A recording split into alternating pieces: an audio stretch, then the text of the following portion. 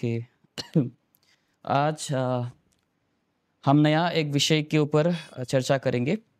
जो पिछले हफ्ते हम स्टडी किए तो उसको हम कुछ दिन के लिए स्किप करेंगे और जैसे ये स्टडी ख़त्म हुआ हम जो पिछले हफ्ते को मैंने कहा था कि उसके ऊपर हम डिस्कस करेंगे कि यीशु मसीह मरने के बाद क्या किया, उसके ऊपर हम स्टडी करेंगे। ठीक है, फैसिनेटिंग ट्रूथ के ऊपर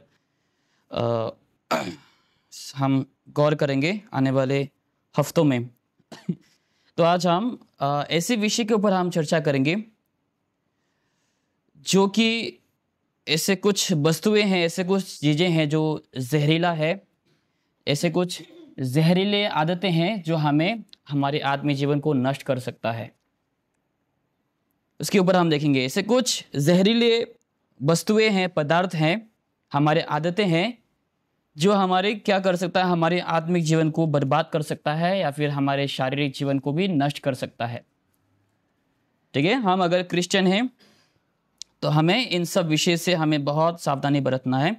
अगर हम खुद को सावधान नहीं रखेंगे कुछ ऐसे विषयों से जो हानिकारक है हमारे मसीही जीवन के लिए, हमारे आत्मिक जीवन के लिए, वो हमें बहुत गहराई से चोट पहुंचा सकता है या फिर हमें वो तबाह भी कर सकता है। हमारे मसीह जीवन, हमारा शारीरिक जीवन, हमारी आत्मिक जीवन वो तबाह कर सकता है। ठीक है, तो उसके ऊपर ही आज गौर करेंगे। ऐसे 2, 3, 4, 5 कुछ विषय है जो काफ़ी जहरीला पदार्थ है। हम पहला विषय को देखेंगे। हम नया नियम में हम खोलेंगे, पहला यूहन्ना में हम जाएंगे। पहला यूहन्ना अध्याय 3 देखेंगे वो विषय क्या है। पहला यूहन्ना अध्याय 3।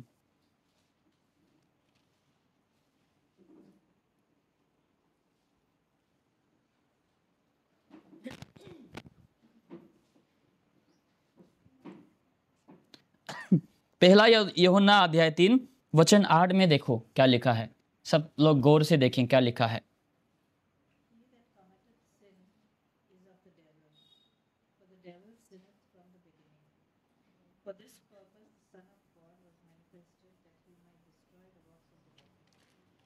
ओके, 3 का 8 राइट, यस।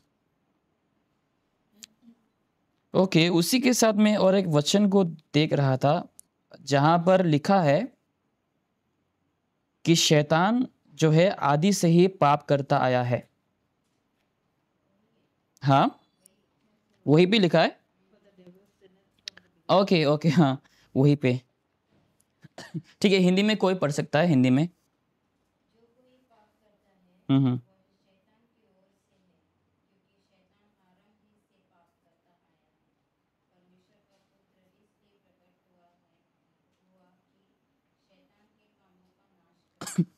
ओके, तो पाप कौन सा है, वो जहरीला पदार्थ कौन सा है, वो झूठ बोलना। ठीक है, हम शायद से वो साधारण में ले सकते हैं कि हम शायद नज़रअंदाज करते हैं, छोटी सी बात है। झूठ तो बच्चे लोग भी बोलते हैं, तो इसमें कौन सी हानिकारक वाली बात है। देखो यहां पर क्या लिखा है कि शैतान आदि से ही झूठ बोलते आए। आदि से यानी कि देखो कहां से वो झूठ बोलता है, जहां पर परमेश्वर ने अपना सृष्टि को रचा, जहां पर शैतान ने क्या किया, झूठ का सहारा लेकर परमेश्वर का सृष्टि को शैतान ने बर्बाद करने के लिए चाहा ना। जहां पर हम जेनेसिस चैप्टर 3 में जहां पढ़ते हैं वहां पर क्या लिखा है कि परमेश्वर ने आदम और हवा को बनाया, लेकिन हवा ने क्या की, वो अकेले चल दिए। ठीक है, शायद उसका पति बिजी होंगे या फिर वो शायद खुद सोच रहे होंगे शायद मैं अकेले घूमूंगी, अकेले जाऊंगी। जहां पर वो गई, बाद में मुलाकात किसके साथ हुआ, शैतान के साथ हुआ, सांप के साथ हुआ। जहां पर शैतान ने किसका सहारा लिया, झूठ का सहारा लिया, और हवा को झूठ से बहला फुसला कर क्या किया, पाप में गिराया। झूठ, शैतान ने आदि से ही झूठ का सहारा लिया, जिसके चलते शैतान ने वो हासिल किया उस मुकाम को जो वो चाहते थे मनुष्य जाति का नष्ट करना, वो उसने मुकाम हासिल किया झूठ का सहारा, झूठ के बदौलत। तो वो झूठ वैसा ऐसी वस्तु है, ऐसी वो जहरीला पदार्थ है जो हमें आत्मिक तौर से हमें नष्ट कर सकता है। जब हम प्रभु से झूठ कहते हैं, जब हम प्रभु से प्रार्थना में वादा करते हैं, परमेश्वर आज आखिरी बार मुझे माफ कर दो, अगली बार से मैं ऐसा पाप नहीं करूंगा, परमेश्वर आज आखिरी बार मुझे माफ कर देना। या फिर हम कहीं सारे समय से प्रार्थना करते, परमेश्वर मैं वादा करता हूँ मैं आपके राह पर चलूंगा, मैं वादा करता हूँ मैं ऑफरिंग दूंगा, मैं वादा करता हूँ मैं आपके वचन को पढ़ूंगा लगातार रेगुलर, बस आप मेरे काम कर दो। ठीक है, जब हम परमेश्वर के साथ प्रार्थना में रिश्वत देते हैं, काफी सारे समय वो प्रार्थना शायद हमारा मिल जाता है हमें जो हम प्रार्थना करते हैं, या फिर काफी सारे समय शायद हम अपना रास्ता को चुनते हैं जहां पर हमें लगता है कि परमेश्वर ने हमारा प्रार्थना का जवाब दिया, बाद में उसका परिणाम क्या होता है वो हम देखेंगे। हमें लगता है कि हाँ चलो मैंने प्रार्थना किया था, परमेश्वर ने प्रार्थना का जवाब दिया, देखो उसका परिणाम क्या होता है हम देखेंगे प्रेरित के काम में, बुक ऑफ एक्ट्स में हम देखेंगे प्रेरितों के काम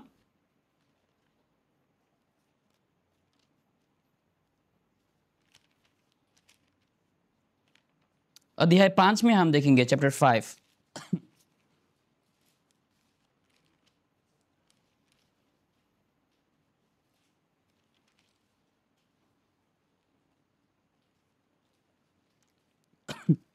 ठीक है, जब परमेश्वर हमारी प्रार्थना का जवाब देते हैं काफी सारे समय, या फिर हम जब अपना खुद का रास्ता चुनकर जब हमें लगता है कि परमेश्वर ने मेरा प्रार्थना का जवाब दिया, फिर हम जो हमने वादा किया था प्रार्थना में, जो हमने प्रभु से बोला था कि परमेश्वर मैं आपको ऑफरिंग करूंगा, मैं आपको ऑफरिंग दूंगा, दान दूंगा, मैं आपका लगातार सेवा करूंगा, मैं आपके चर्च आऊंगा, मैं बाइबल पढ़ूंगा, काफी सारे समय हम ऐसे वादा को करते हैं, किए रहेंगे हर किसी ने कुछ पाने के लिए प्रभु से वादा किया रहा है, परमेश्वर बस एक बार मुझे आखिरी बार मुझे माफ कर दो, परमेश्वर मेरा ये काम कर दो, मैं जरूर से ऐसा करूंगा, आपके राहों पर चलूंगा, बाइबल पढ़ूंगा, ये करूंगा वो करूंगा। लेकिन जब वो समय आता है हम भूल जाते हैं। हम क्या किए, हमने परमेश्वर से झूठ बोला, हमने गलत वादा को किया है कि नहीं। जब हम किसी से भी कुछ वादा करते हैं, बाद में जब हम उसको नहीं निभाते क्या होता है, किसी का दिल दुख जाता है, खास करके बच्चों का।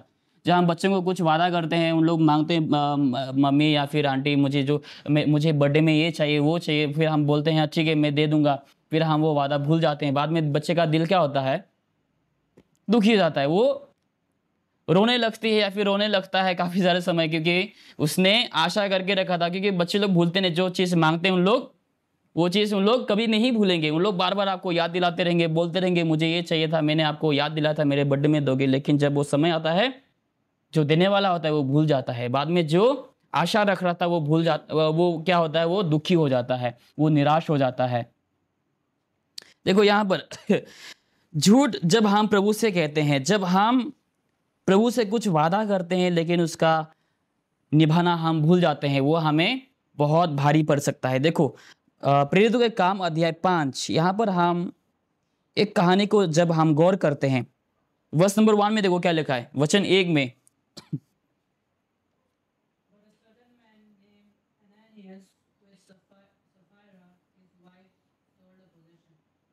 वर्स 2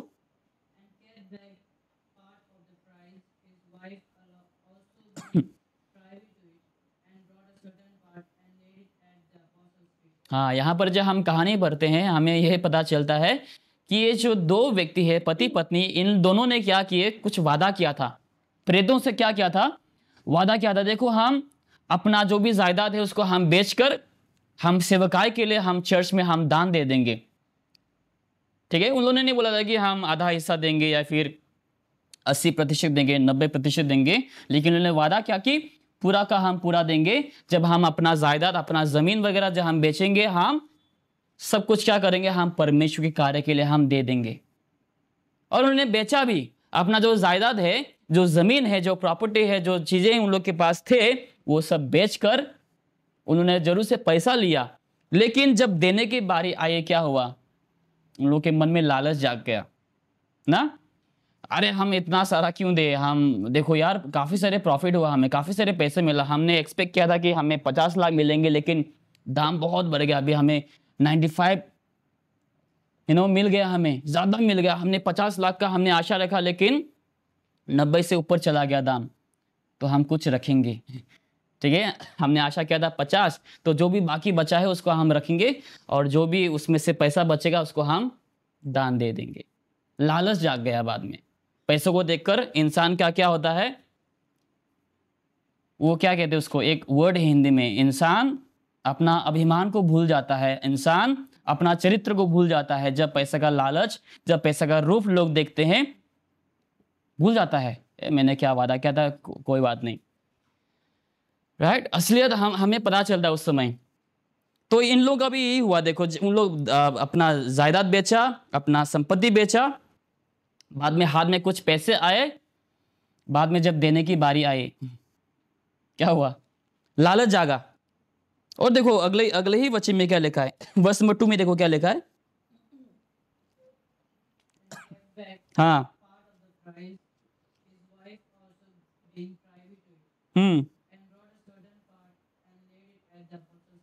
देखो यहाँ पर दोनों ही इन्वॉल्व हैं, राइट। यहाँ पर दोनों ही इन्वॉल्व है, उसकी पत्नी भी उसको सपोर्ट की गलत चीज़ों में, गलत काम में, जबकि उसको उसकी जो पत्नी है उसको शायद से याद दे लेना चाहिए, अरे हमने तो वादा किया था कि हम हमारा जायदाद का सारा पैसा जो है हम सेवकाई के लिए हमें देना चाहिए। लेकिन पत्नी ने भी क्या की, चुपचाप से उसका सपोर्ट किए। पैसे को देखकर लालच आए मन में, बाद में क्या हुआ देखो, वर्स नंबर 3 में देखो लिखा है, क्या लिखा है वर्स 3 कोई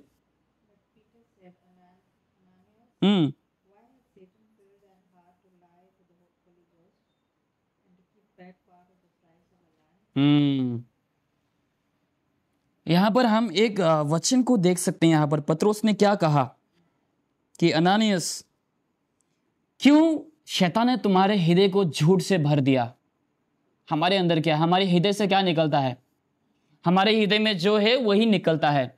हमारे अंदर अगर अच्छा है अच्छा निकलेगा, बुरा है बुरा ही निकलेगा। लेकिन काफ़ी सारे लोग कपटी भी होते हैं, जो अंदर है उन लोग बाहर नहीं दिखाते हैं, राइट। अंदर कहीं सारे चीज़ें होंगी, उसके बावजूद भी उन लोग क्या करते हैं, चीज़ों को लोग ढक देते हैं अपने अच्छे अच्छे बातों से, नरम नरम बातों से, मीठी मीठी बातों से। देखो यहाँ पर क्या लिखा है, बच्चे मैं आपको दिखाऊंगा।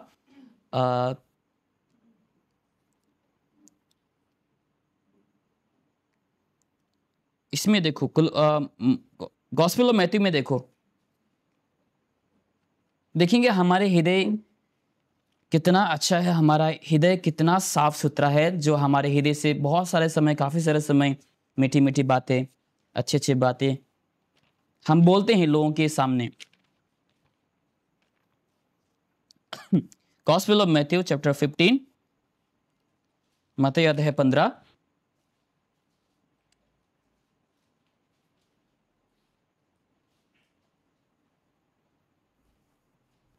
वर्स नंबर 18 में देखो, 15 का वचन 18 18 19 हम देखेंगे, 20 भी देखेंगे हम, 18 19 और 20।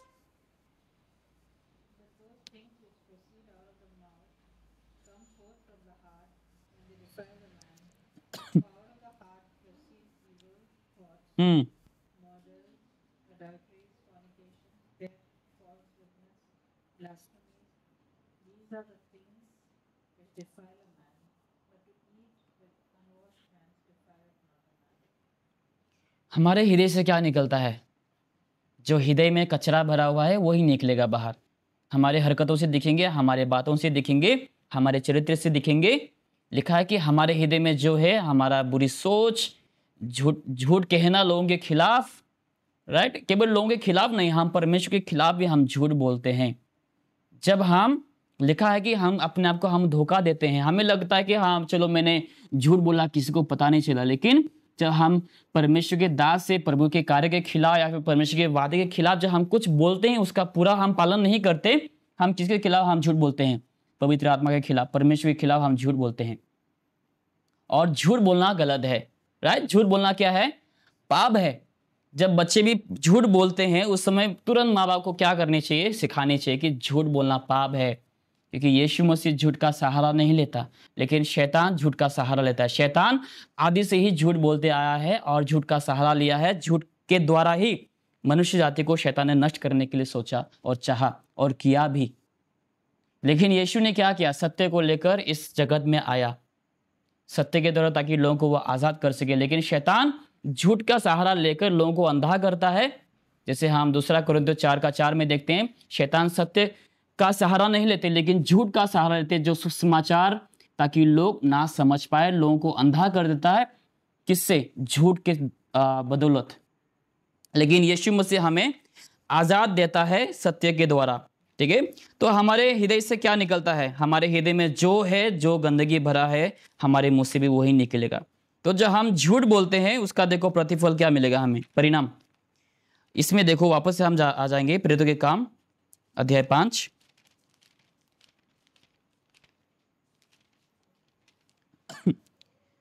प्रेरित अध्याय 5, इसमें वापस आ जाएंगे हम। वर्ष नंबर 4 में देखो,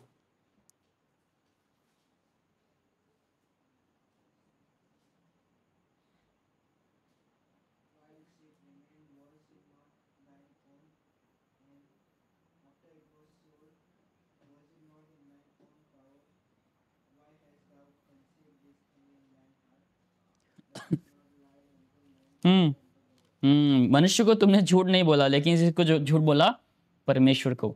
तो यहाँ पर हम त्रिंडी का भी हम पाठ यहाँ पर देख सकते हैं। अगर कोई एक्सप्लेन करना चाहता है, कोई अगर आपसे बोले देखो पवित्र आत्मा परमेश्वर नहीं है, पवित्र आत्मा बस ऐसे ही शक्ति है, ऐसे ही सामर्थ्य है, ठीक है, परमेश्वर जो पवित्र आत्मा है वो परमेश्वर नहीं, अगर कोई आपसे कहता है, तो ये वचन यहाँ पर हैं, आप याद कर सकते हैं, आप लोगों को दिखा सकते हैं, एक्सप्लेन कर सकते हैं। देखो पहली बार जब पत्रोस ने कहा कि तुमने जो है पवित्र आत्मा से झूठ कहा, बाद में हम वही वचन नीचे वचन 4 में जब हम देखते हैं, क्या कहता है कि तुमने मनुष्य से झूठ नहीं बोला लेकिन परमेश्वर से झूठ बोला। ठीक है, तो जब हम परमेश्वर से या फिर प्रभु के दास से कुछ हम वादा करते हैं, उसका निभाना हम नहीं समझते हैं सही, तो हम किससे? मनुष्य से हम झूठ नहीं बोल रहे, लेकिन हम परमेश्वर से हम सीधा सीधा झूठ बोल देते हैं। ठीक है, इसका परिणाम हमें भुगतना पड़ेगा। शायद से परमेश्वर अभी के समय में शायद से हमें मौत नहीं देंगे, जैसे इन दोनों को मौत मिली, तभी दोनों के दोनों मारे गए पवित्र आत्मा से झूठ बोलने के कारण, परमेश्वर से झूठ बोलने के कारण, एक वादा को पूरा ना करने के कारण परमेश्वर का आत्मा ने क्या किया, या फिर परमेश्वर ने क्या किया, उसी वक्त उन लोगों को दंड दिया। ठीक है, उसी वक्त परमेश्वर ने क्या किया, दंड दिया। लेकिन अभी तो परमेश्वर देखो हमें मौका पर मौका हमें देते हैं, इसीलिए हम क्या करते हैं, हम लाइटली लेते हैं, हम सीरियस नहीं होते हैं। चलो झूठ बोला, क्या हो गया, बाद में देखा जाएगा, बाद में माफी मांग लूंगा, अब पाप किया तो क्या हुआ, कोई दिक्कत वाली बात नहीं। हम क्या करते हैं, खुद के पाप में हम घुसे रहते हैं, काफी समय लग जाता है, काफी महीना लग जाता है, काफी साल भर लग जाता है काफी सारे लोगों को अपनी गलतियों से बाहर निकलने के लिए, या फिर अपनी गलती को पहचानने के लिए लोग अंधे हो जाते हैं। अपने आप को उन लोग इतना सही समझते हैं कि उन लोग अपना गलती को नहीं देख सकते हैं। क्यों? क्योंकि उन लोग आईना को नहीं देखते हैं, जिसके कारण परमेश्वर का आत्मा उन लोगों के हृदय में काम नहीं करता। परमेश्वर का आत्मा उन लोगों को सही क्या है, गलत क्या है नहीं दिखाता। पता है हम क्यों अंधे होते हैं? काफ़ी सारे समय हम क्यों अपनी गलतियों को हम नहीं देख पाते हैं? क्योंकि हम प्रभु का वचन या फिर परमेश्वर का आईना को हम नहीं देखते हैं, जिसके कारण हमें हमारी खुद की गंदगी को हमें नहीं दिखता। प्रभु का वचन हमें हमारे बारे में सब कुछ बता देता है। ठीक है, जब हम यहाँ पर पढ़ते हैं, हमें हम जान पाते कि हम कितने गंदे हैं, हमारा हृदय कितने गंदगी से भरा हुआ है। लेकिन बाइबल में लिखा नीति वचन में परमेश्वर का वचन कहता है कि ऐसे मूर्ख लोग होते हैं जो अपने नज़र में उन लोग को लगता है कि मैं सही हूँ। मूर्ख लोग होते हैं ऐसे। मूर्ख उन लोग होते हैं जो परमेश्वर का भय नहीं मानता। मूर्ख उन लोग होते हैं जिसके अंदर परमेश्वर का भय, डर कुछ भी नहीं है। उन लोग प्रभु से डरते नहीं, उन लोग परमेश्वर का भय नहीं मानते हैं। परमेश्वर का डर यानी कि क्या है? उन लोग पाप से नहीं डरते, उन लोग पाप से घृण नहीं करते हैं, उन लोग पाप में रहना चाहते हैं। जबकि हमें पाप को त्याग देना चाहिए। क्यों? हम एक वचन में आपको दिखाऊंगा। रोमियो में आ जाइए आप, रोमन चैप्टर 6 में आ जाइए। ऐसे काफी सारे लोग हैं जो अभी तक व्यवस्था के अधीन में, आपको मालूम है व्यवस्था के अधीन में अभी भी बहुत सारे ऐसे लोग हैं, उद्धार पाने के बावजूद, यीशु को जानने के बावजूद अभी भी लोग व्यवस्था के अधीन में हैं। उन लोग कंप्लीटली अपने जीवन को अभी तक परमेश्वर में समर्पित नहीं किए, इसीलिए इसी कारण उन लोग अपनी गलतियों को नहीं देखते, अपने आप को उन लोग सुधरना नहीं चाहते हैं। देखो यहाँ पर रोमियो अध्याय 6 वचन इसमें देखो, वचन 3 में देखो, वर्ष नंबर 3।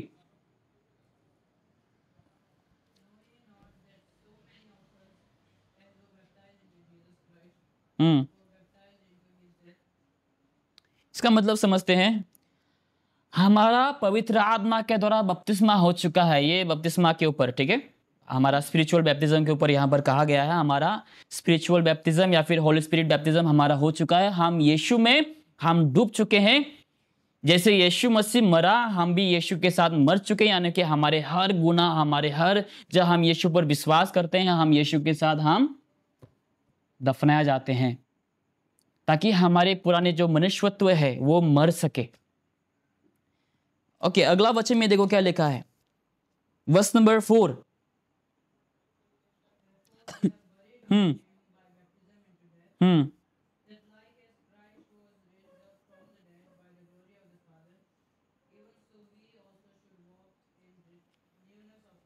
हमें कैसे चलना चाहिए? हमें नयापन में चलना चाहिए, नया तरीके से, नए सिरे से हमें चलना चाहिए ना। पहले हम झूठे थे, हम किसके संतान थे? हम हमारे पिता जो झूठ बोलते हैं आदि से, वो कौन है? शैतान। हम उनके संतान थे। तो शैतान के संतान कैसे होंगे? दुष्ट, राइट। जैसे एक कोई दुष्ट होता है, जो हत्यारा होता है, जो बलात्कारी होता है, वैसे हम एक समय थे जहां पर हम झूठ बोलना हमारा स्टाइल हो गया था। तो ये झूठ के सहारे हम लोगों को मजाक उड़ाते थे। जैसे काफ़ी सारे लोग अप्रैल फूल भी मनाते हैं, राइट। अप्रैल की पहले तारीख को लोगों का क्या करते हैं, उन लोग काफ़ी सारे समय लोगों को मूर्ख बनाते हैं कहीं सारे झूठ बोलकर। इसके अप्रैल फूल के वजह से काफ़ी सारे लोगों ने अपने जान भी गंवाए हैं, अगर हम देखेंगे तो, ठीक है। किसी ने बोल दिया कि अरे तुम्हारे गर्लफ्रेंड को मैंने किसी और लड़का के साथ जाते हुए देखा, हाथ से हाथ मिलाकर जा रहे थे, फिर उसने सीरियस हो गया, अपना जान दे दी, ठीक है। बाद में जब कॉल वापस करने के लिए गया, कॉल नहीं लगा, बाद में कुछ समय बाद पता चला कि वो लड़का मर चुका है। क्यों? झूठ की वजह से, अप्रैल फूल, ठीक है। हमें कैसे जीना है? हमें नया जैसा हमें जीना है, जैसे कि हम मर चुके हैं, हमारा मनुष्य जो पुराना मनुष्य वो मर चुका है, वैसा हमें जीना है। जैसे हम मसीह में आए हैं, हमें नया बनना चाहिए, ठीक है। जैसे हम हर नया साल को हम क्या कहते हैं? हम वादा लेते हैं, वादा करते हैं, परमेश्वर इस बार मुझे कुछ बनना है, अलग बनना है मुझे, मैं बेहतर मसीह बनूंगा, कल से भी, अगले साल से भी, मतलब पिछले साल भी से भी मैं इस साल बेहतर मसीह बनना चाहता हूँ और मैं बनूंगा। इस साल में मैं बाइबल जेनेसिस टू रेवलेशन में कंप्लीट करूंगा। आधा साल हो जाता है, कुछ महीना बीत जाता है, फिर हम वैसे के वैसे हम बन जाते हैं, ठीक है। तो हमें नयापन हमें रहना चाहिए, हमारे चरित्र में, हमारे आदत में, हमारी बातचीत में, सब चीज़ में, क्योंकि हम मसीह में मर चुके हैं। जैसे मसीह को दफनाया गया, हम भी दफनाया गए हैं प्रभु यीशु मसीह के साथ, और जैसे यीशु को जिलाया गया, हम भी यीशु के साथ हम क्या होते हैं? हम जी उठते हैं। बपतिस्मा भी एक चिन्ह है, राइट। बपतिस्मा भी एक हमारा एक क्या कहते हैं उसको, हम एक दृष्टांत जैसा है, जहाँ पर हम बपतिस्मा लोगों को जब हम लेते हुए देखते हैं, जहाँ पर उन लोग को डुबाया जाता है और वापस से उन लोगों को उठाया जाता है। तो हमारा जीवन में वैसा होना चाहिए, जब हम डूबते हैं, यानी कि हम मसीह के साथ हम दफन हो चुके हैं, हमारे पाप, हमारे गुनाह सब मिट चुका है। जैसे यीशु चिल्ला जाता है, हमारा भी आत्मिक तौर से हम भी जी उठना चाहिए और हमें नयापन तरीके से हमें जीना चाहिए। देखो अगला वचन में क्या लिखा है, वर्स 5।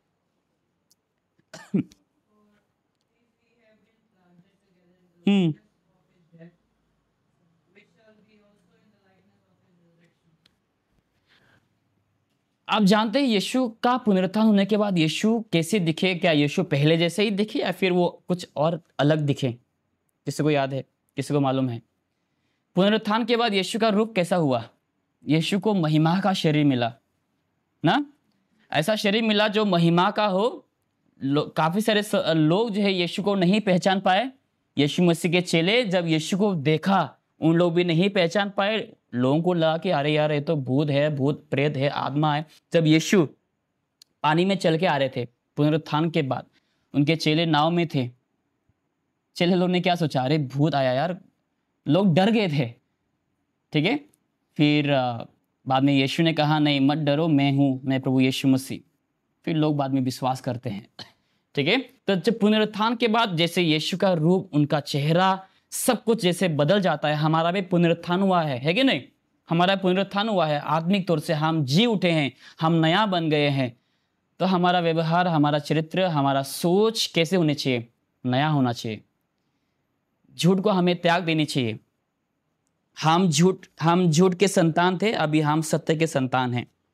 तो हमें सत्य पे चलना चाहिए, सत्य बोलना चाहिए। ओके, वर्स नंबर 6 में देखो क्या लिखा है, वचन 6।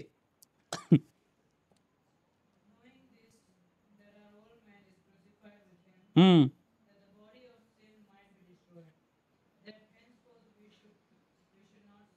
हाँ, पता है हम किसके अधीन में थे? पाप के अधीन में थे। हम किसके पीछे चलते थे? हम पाप के पीछे चलते थे, क्योंकि पाप ने हमें घेर के रखा हुआ था। हम पाप का हम सेवा करते थे, हमें पाप पसंद था, हम पाप के पीछे चलते थे। जो भी जो भी लस्टफुल चीजें हैं उसके पीछे हम भागते थे। लेकिन अभी हम वैसे नहीं रहे हैं। ओके, वर्स नंबर इसमें देखो 7 में देखो। हम्म, हाँ, जो मरे हैं वही पाप से उसको ही आज़ादी मिलेगा। जैसे अगर हम शारीरिक तौर से भी अगर हम मरेंगे, हम हमेशा के लिए पाप के शरीर से हम आज़ाद पाएंगे, राइट? तो वैसे ही जब हम मसीह में, जब हम मरेंगे, हम जी उठेंगे दोबारा से, हम पाप के बंधन से हम छुटकारा पा जाते हैं। ठीक है, पाप के बंधन से हम छुटकारा पा जाते हैं। देखो वर्स नंबर 8 में देखो क्या लिखा है।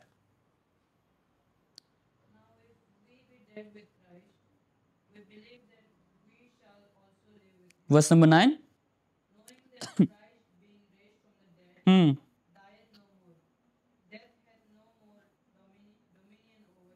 वर्स 10।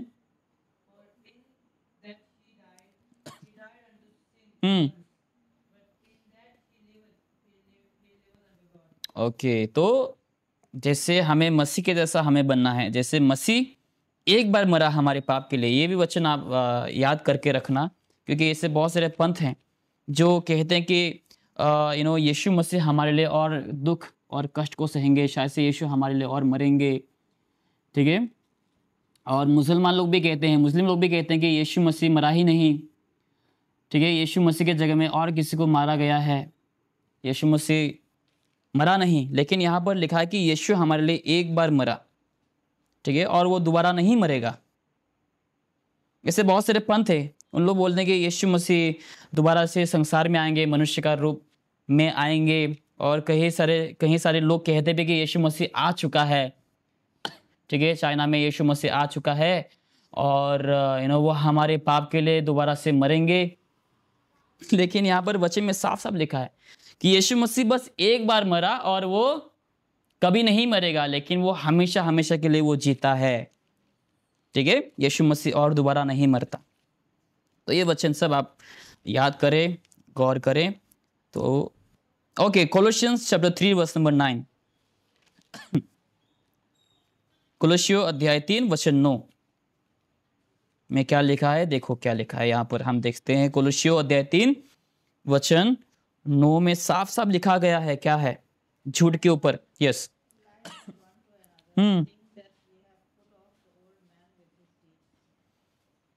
ठीक है, झूठ ना बोलना क्यों लिखा गया बाइबल में? झूठ मत बोलो, क्योंकि वो गलत है, क्योंकि वो पाप है।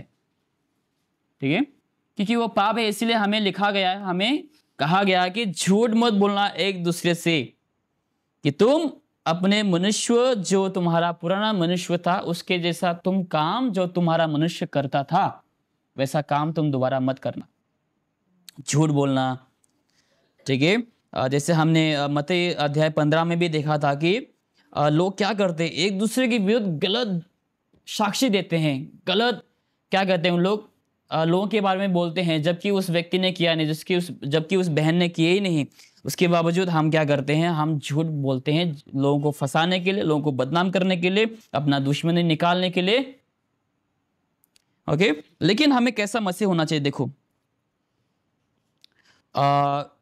इसमें हम आ जाएंगे, जेम्स में आ जाएंगे, याकूब में आएंगे। आइए हम सब याकूब में आएंगे इस समय। याकूब,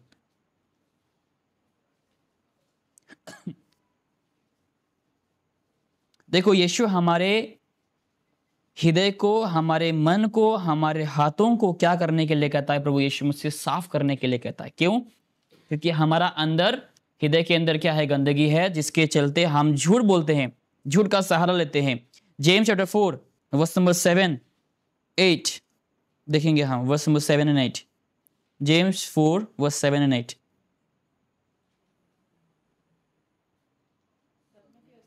Therefore, hmm resist the devil, and he will flee from you. Draw nigh to God, and he will draw nigh to you. Cleanse your hands, ye sinners, and purify your hearts, hmm ye double-minded. ठीक है, क्या लिखा है यहाँ पर? Sanitiser लगाने के लिए बोला रहा है, हाथ साफ करने के लिए कहा है। हमें हाथ साफ रखनी चाहिए, हमारे हृदय को प्यूरिफाई करनी चाहिए।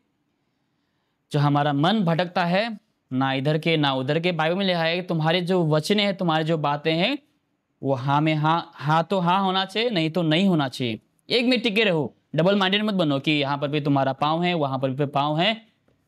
बाद में क्या होगा? अगर नाव ने अपना दिशा बदल दी तो क्या होगा? हम दो भाग हो सकते हैं फिर। ठीक है, तो एक ही नाव पे हमें टिके रहनी चाहिए जहाँ पर यीशु हो, क्योंकि उस नाव में शायद आंधी आएंगे, तूफान आएंगे, लेकिन वो नाव डूबेगा नहीं। दूसरे नाव में शायद से वो माझी होंगे, लेकिन वो माझी क्या होंगे पता है? वो खुद को ही बचाएगा बस। क्योंकि मुमकिन भी नहीं, अगर हम समुद्र के गहराई में या फिर समुद्र के बीचों बीच अगर कोई हम जाएंगे, चाहे वो माझी जितना भी एक्सपर्ट हो, जितना भी वो तैरने वाला हो, कुछ देर बाद वो भी खुद भी क्या होंगे? वो भी खुद भी डूबेगा। क्योंकि जितना शक्ति है, जितना समय तक वो तैर सकता है, अपना हाथ चला सकता है, चला पाएगा। वो किसी को बचा नहीं पाएगा, वो खुद को बचाने की कोशिश करेगा। लेकिन यीशु ऐसा माझी है जो हमें पाप के समंदर से हमें वो बचाता है। उसको खुद को बचने की जरूरत नहीं, लेकिन वो हमें बचाता है। ठीक है, तो यहां पर यीशु क्या कहता है कि तुम अपने आप को क्या करो? सबमिट करो, झूठ का सहारा मत लेना। क्योंकि हमने देखा कि यीशु मसीह कैसे दंड देता है जो लोग झूठ का सहारा लेते हैं, जो परमेश्वर से झूठ बोलता है। परमेश्वर उन्हें उसी वक्त दंड दिया था, लेकिन इस बार हमें परमेश्वर ने मौका दिया, तो उस मौका का फायदा मत उठाना। क्योंकि मौका का फायदा उठाना क्या है? वो गलत बात है। जब हम मौका का फायदा उठाते हैं तो परमेश्वर हमें भी दंड दे सकता है। परमेश्वर जरूर से हमें चेतावनी देंगे, लेकिन आखिर कब तक? हर चीज का एक अंत आता है, हमारा भी अंत आ सकता है। अगर हम झूठ पे झूठ, अगर हम हमारे पाप में बने रहेंगे, एक दिन हमारा भी अंत हो सकता है। इसलिए देखो, हमें अभी हमारे पास मौका है कि हम अपने आप को क्या करें? समर्पित करें परमेश्वर की इच्छा पर, और बुराई का सहारा ना लेना। जब हमारे सम्मुख दुष्ट आएंगे, दुष्ट दरवाजा खटखटाएंगे, उस समय हमें उससे इतना दूर भागो कि दुष्ट हमें ना ही दिखे। और लिखा है वर्ष नंबर 8 में, वचन 8 में लिखा है कि तुम परमेश्वर के निकट आ जाओ तो परमेश्वर भी तुम्हारे निकट आ जाएंगे। और तुम अपने हाथों को साफ कर, हे पापियों, राइट? और अपने हृदय को क्या कर? तुम प्यूरिफाई कर, शुद्ध कर। क्योंकि हमारा हृदय क्या है? अशुद्ध है। इसीलिए यीशु कहता है कि तुम अपने हृदय को शुद्ध कर, क्योंकि हमारा हृदय क्या है? अशुद्ध है। झांक के देखो अपने अंदर कि हमारे अंदर कितना गंदगी है ना। देखने के द्वारा, सोचने के द्वारा, बोलने के द्वारा, हमारे हृदय में शायद, हमारे मन में शायद ना जाने कितने सारे गंदगी है। लेकिन इसलिए यीशु मसीह कहता है कि तुम अपने हृदय को क्या कर? प्यूरिफाई कर, ताकि हम साफ रहे। और एक वचन मैं आपको दिखाऊंगा, रोमियो में आ जाइए। हम इस वचन को शायद जानते होंगे, रोमियो अध्याय 12 में। रोमियो अध्याय 12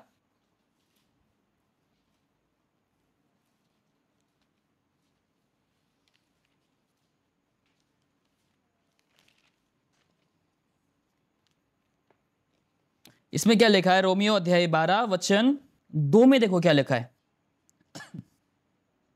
वचन 2। हम्म But be ye transformed by the renewing of your mind, that ye may prove what is that good and acceptable and perfect will of God.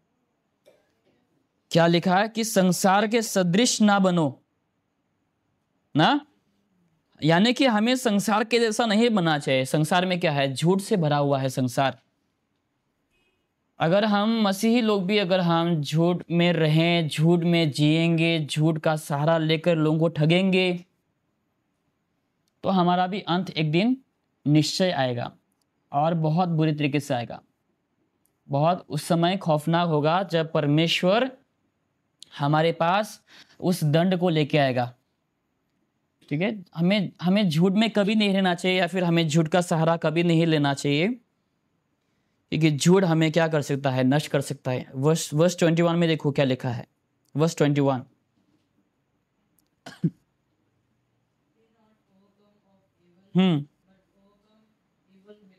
मतलब समझते हैं क्या है? लोग, कई सारे लोग होते रहा, जैसे एग्जाम्पल के तौर पे, ठीक है, एक ऐसे उदाहरण के तौर पे ऐसे कई सारे स्टूडेंट्स होते हैं, एग्जाम के समय क्या करते हैं लोग ना, एग्जाम के समय उन लोग क्या करते हैं, कोई पेपर फाड़ के जाते हैं, कोई माइक्रो साइज में लिख के जाते हैं, छोटे छोटे अक्षर में उन लोग लिख कर जाते हैं। झूठ का सहारा लेकर उन लोग आगे जीत हासिल करना चाहते हैं। क्या वो अच्छा है? क्या वो सही है? नहीं है, राइट? वो अच्छा नहीं है, वो सही नहीं है। तो वैसे ही हम शायद सोच सकते हैं, शायद से लो ये एक छोटा सा तो झूठ बोला, उसमें क्या है? लेकिन झूठ के सहारे देखो मुझे सक्सेस मिल गया। छोटा सा झूठ बोला मैंने, देखो अभी मुझे बहुत पैसा मिल गया। तो छोटा सा जो झूठ बोला उसमें कौन सी गलती है? लेकिन देखो क्या लिखा है कि तुम झूठ के सहारे क्या मत करो, तुम अतिक्रम करो, चीजों को मत करो, लेकिन तुम बुराई का अतिक्रम करो अच्छाई के साथ, सत्य के साथ। ठीक है, अगर हम चीटिंग करेंगे, लोगों को झूठ बोलेंगे, लोगों को अगर हम ठगेंगे, वो क्या है? बिल्कुल सरासर गलत है। शायद हम कुछ सालों तक शायद एंजॉय करेंगे, कुछ हफ्तों तक एंजॉय करेंगे, शायद से जो हमने झूठ बोला उसका जो हमें प्रतिफल मिला, शायद उसको हम कुछ समय तक लाभ उठाएंगे। बाद में क्या होगा? हमारा जीवन, हम गड्ढे में हम डूब जाएंगे, परमेश्वर हमें दंड देगा उसका। इसीलिए बाइबल हमेशा हमें चेतावनी देता है कि तुम हमेशा अंत को क्या करना? गौर करना। हमेशा अंत के बारे में तुम सोचना कि तुम्हारा अंत कैसा खौफनाक, कैसा दर्दनाक हो सकता है। तो झूठ का सहारा मत लेना कभी, क्योंकि झूठ ऐसा जहरीला पदार्थ या फिर ऐसी जहरीली पॉइजन है। ठीक है, ऐसे जहरीला चीज़ है वो, जो हमें क्या कर सकता है? वो हमें मार गिरा सकता है, हमें वो मार सकता है। ऐसा एडिक्शन है जो हमें लत एक बार लग गई झूठ बोलने का, तो हम झूठ का सहारा लेना हम हमेशा ही चाहेंगे, चाहे वो हमारे शादीशुदा जीवन में हो, बिजनेस में हो, हमारे मसीही जीवन में हो, हमारे दोस्त यारी में हो, सब चीज़ में हम क्या करेंगे पता है? हम झूठ का सहारा लेंगे। वैसा लत, जैसे लोग नशे का लत लग जाते हैं, वैसे ही अगर हम झूठ का सहारा लेकर अगर हमें सक्सेस मिलने लग गई, तो हम उसी का सहारा लेना शुरू करेंगे। हमें लगे कि हाँ, झूठ बोलने से अच्छा होता है, झूठ बोलने से हमें सब कुछ मिल जाता है, तो मैं क्यों झूठ ना बोलूँ। ओके, तो ये हमेशा याद रखना, क्योंकि परमेश्वर, देखो अनानियास और सफीरा को क्या किया परमेश्वर ने? उसी वक्त झूठ का सहारा लेने के कारण, जब परमेश्वर की आत्मा से या फिर प्रभु परमेश्वर से झूठ बोला, परमेश्वर ने वेट नहीं किया कि कल का या फिर हफ्तों भर का या फिर उन लोग को एक मौका दूं नहीं दूं। परमेश्वर ने उसी वक्त उन लोग का प्रतिफल दिया, उन लोग का दंड दिया। तो वैसा ही हमारा जीवन में हो सकता है, कहीं हमें देर ना हो जाए, उससे पहले हमें क्या करना चाहिए? हमारे हृदय को प्योरीफाई करना है, हमारे हाथों को हमें साफ कर लेना है। साफ करने मतलब जैसे बोलते हैं ना, मैं इस केस से मैं बाहर हूँ यार, मैं अपना हाथ धो देता हूँ। वैसा होना चाहिए हमें कि मुझे और झूठ का सहारा लेना, मुझे इस प्रॉब्लम में नहीं फंसना है, या फिर मुझे इस विषय में नहीं रहना है। मैं इस चीज़ से मैं दूर हूँ, मैं पाप से दूर रहूँगा, मैं झूठ से दूर रहूँगा, हर बुराई से मैं दूर रहूँगा। और हमें हमारे हृदय को साफ रखना चाहिए। सबसे मेन विषय, हमें हमारे हृदय, हमारे मन को हमें शुद्ध रखना चाहिए। जब हमारा मन, हमारा हृदय शुद्ध रहेगा, हमारे मुंह से भी क्या निकलेंगे? अच्छे अच्छे शब्द, लोगों को जीवन देने वाले, लोगों को उत्साह करने वाले। नहीं तो हम, जैसे हमारा हृदय गंदा, जैसे हमारा मन सोच गंदा, वैसे हमारे मुंह से भी शब्द निकलेंगे, वैसे हमारे बोली, वैसे हमारे आचरण, वैसे हमारे चरित्र। ओके, तो आज के लिए हम इतना ही रखेंगे। आइए हम इस समय प्रार्थना करते हैं परमेश्वर से, ताकि परमेश्वर हम हर जनों को एक क्लीन हार्ट दे, एक अच्छा मन दे, शुद्ध मन, शुद्ध हृदय को परमेश्वर हमें दे सके। हम प्रार्थना करते हैं इस समय।